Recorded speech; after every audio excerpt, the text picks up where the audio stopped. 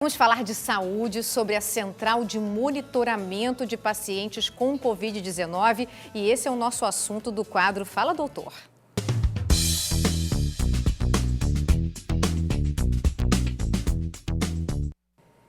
E quem hoje vai explicar para a gente como que funciona a central de monitoramento de pacientes com Covid-19 aqui em Itajaí é a enfermeira responsável, Nilza Lucas, que já está com a gente. Boa tarde, tudo bem? Seja muito bem-vinda ao nosso Ver Mais. Boa tarde, Flávia. Boa tarde a todos que estão nos assistindo. Já começa explicando para a gente como que funciona esse monitoramento e como que é a orientação dos pacientes que chegam até aí. Bom, então a nossa equipe, ela se encontra aqui no centro de eventos, né, na Marejada. Ela é composta por vários profissionais da área médica, da enfermagem, da psicologia. E aí o nosso objetivo é monitorar todos os pacientes que têm um caso confirmado através de exame, né, seja ele o antígeno ou o teste rápido, e também os pacientes negativos que passam por coleta, que estão com sintomas da Covid, pelo Centro Integrado de Saúde, a coleta do antígeno, que é aquela coleta do cotonete. E como que acontece esse monitoramento? Diariamente a gente pega os casos, né, através do sistema e também dos locais de coleta do município, dos laboratórios privados e das farmácias, e a gente começa a monitorar o paciente por 10 dias da data a contar da data do exame. E aí a gente vai orientando ele de acordo com a sintomatologia e a necessidade de cada usuário e suas famílias.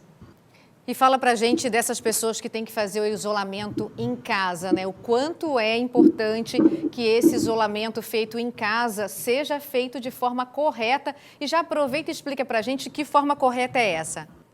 Bom, a partir do momento em que o paciente ele começa com sintomas de Covid, ele vai procurar o serviço de saúde disponível no município. Dependendo do dia de sintoma, o profissional que está atendendo vai identificar qual o exame mais adequado. Então, hoje a gente tem 4 tipos de exames disponíveis no município. A partir do momento do resultado, dependendo do exame que o paciente fez, ele vai ficar com o isolamento conforme a orientação dos profissionais. O profissional médico vai estar orientando, por exemplo, o paciente que faz a coleta do antígeno, que é o exame do cotonete, ele tem que ficar 10 dias em isolamento domiciliar. Por quê? Porque se o paciente fez o exame e encontrou o vírus na via aérea, ele está transmitindo para as demais pessoas, inclusive as do mesmo domicílio. Então, o ideal é o quê? Que a pessoa siga as orientações dos médicos, dos enfermeiros, dos técnicos, dos profissionais de saúde que estão atendendo aquele paciente, e aí, de acordo com a necessidade, o exame que o paciente fez, ele vai ficar domiciliado na sua casa, e, de preferência, restrito a um cômodo da casa, né? Porque nem todas as pessoas da família podem ter sido contaminadas, então ele vai ficar recluso a um cômodo, tentando utilizar o menos possível as áreas comuns do domicílio, utilizando os materiais de higiene individual, toalhas, os talheres, os garfos, os copos, de forma individualizada, ainda com cuidado ainda maior, para evitar a contaminação dos demais membros da família. E é super importante esse isolamento e o entendimento que a população tem que ter de que o Covid existe e nós estamos num momento pior da pandemia e as medidas de isolamento, elas são vitais para a gente conseguir quebrar esse ciclo da doença. E esse paciente que está sendo monitorado em casa, quando ele tem assim uma piora, reforça para a gente o que ele pode fazer? Então, em todas as nossas ligações dos pacientes, a gente vai avaliando a cada ligação, fazendo uma classificação de risco. Às vezes as pessoas até acreditam que aquelas perguntas não são perguntas necessárias, mas elas são sim. A nossa equipe aqui é extremamente capacitada para identificar numa simples pergunta o sinal de agravamento. Nós aqui, então, referenciamos para as unidades de saúde e para o nosso centro de avaliação respiratória, que é o CIS. Então, os pacientes que estão com Covid, eles têm que estar muito atentos aos sinais de alerta, né? Sinais de alerta tais como desconforto para respirar, cansaço para se locomover até dentro dos próprios cômodos dentro de casa, para ir até o banheiro, a sonolência.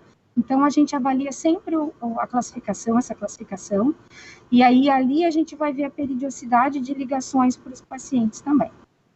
E como que funciona, para a gente encerrar a nossa conversa, como que funciona o trabalho da Central de Luto? Então, a gente tem aqui com a gente trabalhando os psicólogos, né? Que além de dar todo um aparato para a equipe que está trabalhando, porque o paciente que tem Covid, ele tem que ficar em isolamento. E esse isolamento, ele muitas vezes desencadeia, vamos dizer assim, não que vai desencadear uma depressão, mas o paciente ficando recluso, ele tem o medo, tem toda essa questão do que envolve a doença, a família também.